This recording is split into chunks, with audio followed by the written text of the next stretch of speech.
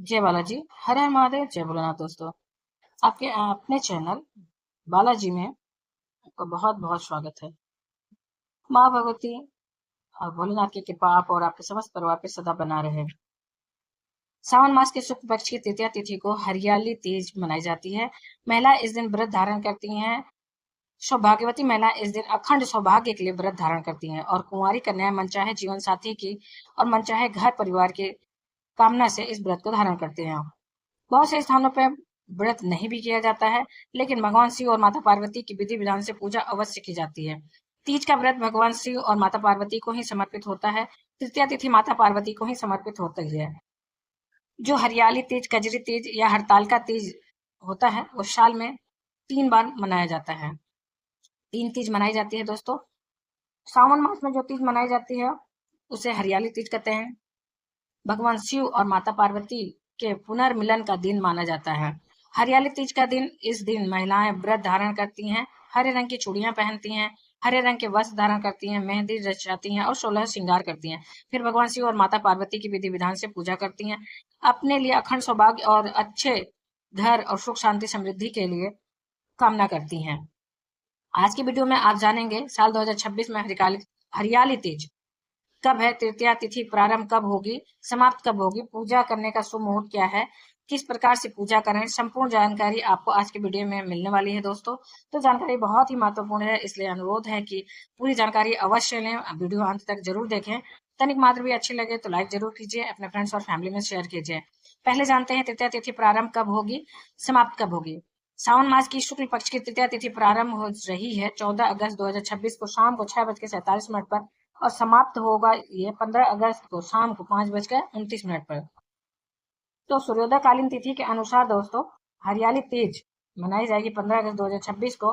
दिन होगा शनिवार। हरियाली तीज मनाई जाती है पारंपरिक नियम के अनुसार, आपके घर परिवार के नियमों के अनुसार, जैसा कि आपके घर में होता हो उसी प्रकार से नियम पालन करते हैं। कई क्षेत्रों में हरियाली तीज पर व्रत रखा जाता है और कई क्षेत्रों में नहीं रखा जाता है। तो जैसा आपके यहाँ होता होगा उस तरह से कर लीजिएगा। हरियाली तीज वाले दिन बाल नहीं धोना चाहिए, बाल एक दिन पहले धो लिया जाता है। अगर आप व्रत नहीं भी करते हैं तो भी हरियाली तीज के दिन बाल मत धोइएगा, इस बात का आप ध्यान रखिएगा। अगर आपके यहाँ हरियाली तीज का व्रत होता है तो व्रत कर रखिएगा, पारण करिएगा। शाम के समय जो भक्त व्रत नहीं करते हैं, सिर्फ त्योहार की तरह मनाते हैं, उन्हें सुबह पूजा करने के बाद भोजन कर लेना चाहिए। मतलब उसके बाद वह भोजन कर सकते हैं पूजा करने के बाद सुबह की। अपने परिवार के नियम का पालन करिएगा, जैसा आपके यहाँ होता है आप उस प्रकार से करिएगा। हरियाली तीज के दिन मेहंदी अवश्य लगाया जाता है।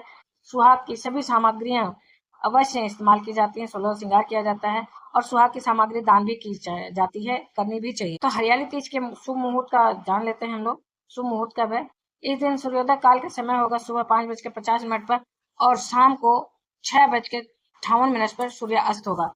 ब्रह्म मुहूर्त रहेगा सुबह 4 बज शुरुआत होगा और 5 बजे तक रहेगा। अभिजीत मुहूर्त दोपहर में 12:70 से शुरू होगा और 1:08 तक रहेगा। विजय मुहूर्त दोपहर में 2:51 से शुरू होकर दोपहर में 3:42 तक रहेगा। गोधूली मुहूर्त शाम को 7:06 से शाम को 7:29 तक रहेगा। अमृत काल है रात्रि में 8:18 से रात्रि में 9:53 तक।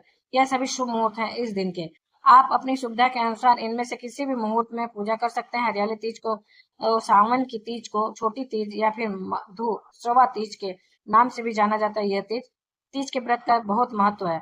मान्यता है कि माँ पार्वती ने 108 जन्मों तक कठोर तपस्या करने के बाद भगवान शिव को पति के रूप में पाया था और इसीलिए इस दिन विधि विधान से भगवान शिव और माता पार्वती की संयुक्त रूप से पूजा करने से अखंड सौभाग्य का वरदान मिलता है और भगवान शिव की कृपा से मन चाहे जीवन साथी की कामना भी पूर्ण होती है। सुयोग्य जीवन साथी की भी कामना पूर्ण होती है और अच्छे घर परिवार भी मिलते हैं। हरियाली तीज का व्रत पूजा सौभाग्यवती महिलाएं भी करती हैं। इसके अलावा कुंवारी कन्याएं भी करती हैं। हरियाली तीज की पूजा में कुछ ऐसी चीजें हैं जिनका होना आवश्यक माना जाता है, जैसे कि पूजा के लिए मिट्टी या फिर पीतल का एक कलश चाहिए।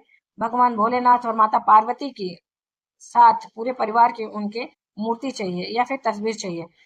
मतलब शिव परिवार पूजा चाहिए, शिव परिवार की पूजा होती है, शिव परिवार पूरा चाहिए।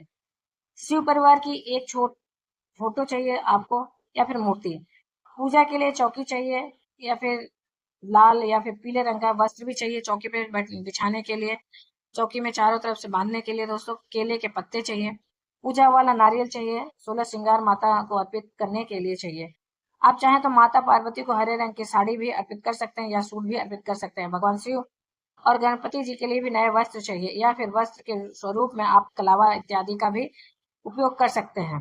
भगवान भोलेनाथ की पूजा में जिन सामग्रियों की आवश्यकता होती है आप सभी चीजें ले लीजिएगा, जैसे कि भांग, धतूर, बिल्व पत्र, जल, जलाभिषेक करने के लिए गंगा जल, पंचामृत, सफेद पुष्प चाहिए, आकड़े के पुष्प चाहिए, मंदार, धतूर, भांग, बिल्व पत्र सब कुछ लगता है दोस्तों, तो ये अवश्य ले लीजिएगा। चंदन चाहिए सफेद। भगवान गणपति की पूजा में आपको दुर्वा अवश्य प्रयोग करना चाहिए। भगवान भोलेनाथ को भी अर्पित करते हैं दुर्वा, साथ में गणेश जी को भी चढ़ाते हैं। इसी प्रकार से पूजा की जो सामग्री होती है, गाय का घी, कपूर, धूप, दीप इत्यादि और फल, मिठाई भगवान को भोग लगाने के लिए चाहिए, वो ले लीजिएगा। व्यवस्था कर लीजिएगा अपने सामर्थ्य के अनुसार। भगवान शिव और माता पार्वती की विधि विधान से पूजा की जाती है। हरियाली तीज व्रत की कथा पढ़ी जाती है या सुनी जाती है। तीज के दिन प्रातः काल जल्दी उठना चाहिए। उठकर नित्य कर्मों से निवृत्त होकर 16 श्रृंगार करके ही माता पार्वती की आराधना की जाती है। तो 16 श्रृंगार कर लीजिएगा। नए वस्त्र धारण कर लीजिएगा अगर हो तो, अगर नहीं है तो पुराने वस्त्र को ही साफ शुद्ध कर लीजिएगा, धो लीजिएगा पहले से। शुभ रंगों के वस्त्र धारण करने चाहिए। अगर हरा है तो अति श्रेष्ठ है, नहीं है तो आप कोई भी शुभ रंग के वस्त्र धारण कर सकते हैं। लकड़ी का पाटा बिछा लीजिए अपने पूजा घर में आकर तैयार होने के बाद। उसके ऊपर लाल या पीले रंग का वस्त्र बिछा लीजिए और चौकी के चारों तरफ आप मंदिर की तरह केले के पत्तों को बांध सकते हैं। चौकी पे लगाने के लिए कलश रख लीजिए।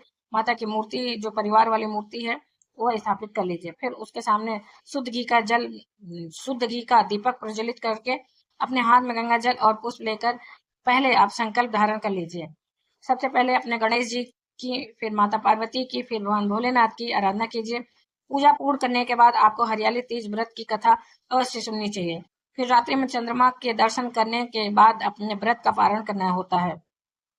अब बात करें पूजा के शुभ मुहूर्त के, तो कई स्थानों पर हरियाली तीज की जो पूजा होती है सुबह के समय की जाती है और कई स्थानों पर शाम के समय में प्रदोष काल में। वैसे हरियाली तीज के व्रत में सुबह तो आप पूजा करेंगे ही अपने घर पे और मंदिर में, मतलब हो सके तो चले जाइएगा, व्रत का संकल्प लीजिएगा, करिएगा घर पे। और शाम के समय प्रदोष काल में भी विधि विधान से भगवान शिव और माता पार्वती की पूजा अर्चना करने के बाद अपने व्रत का समापन करेंगे।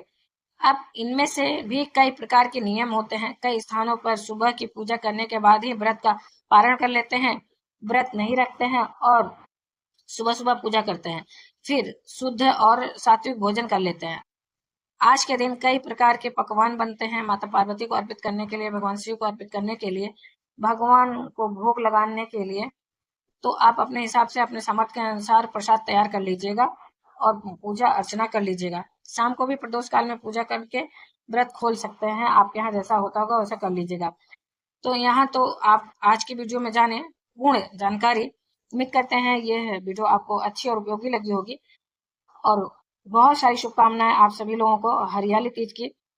भगवान शिव और माता पार्वती आप सभी लोगों की सभी मनोकामना पूर्ण करे दोस्तों। उम्मीद करते हैं यह वीडियो आपको अच्छी और उपयोगी लगी होगी, तो एक लाइक छोटा सा अवश्य करिएगा। अगर अच्छी है तो अपने फ्रेंड्स और फैमिली में भी शेयर करिएगा, किसी की मदद हो सकती है। फिर मिलते हैं एक नई जानकारी के साथ नए वीडियो में। दोस्तों एक और अनुरोध है, अगर आप पहली बार मेरे चैनल पर आए हैं तो मेरे चैनल को सब्सक्राइब कर लीजिए, बेल नोटिफिकेशन अवश्य दबाइए जिससे कि आने वाली वीडियो आपको समय से प्राप्त हो सके। तब तक के लिए हर हर महादेव, जय भोलेनाथ, धन्यवाद दोस्तों।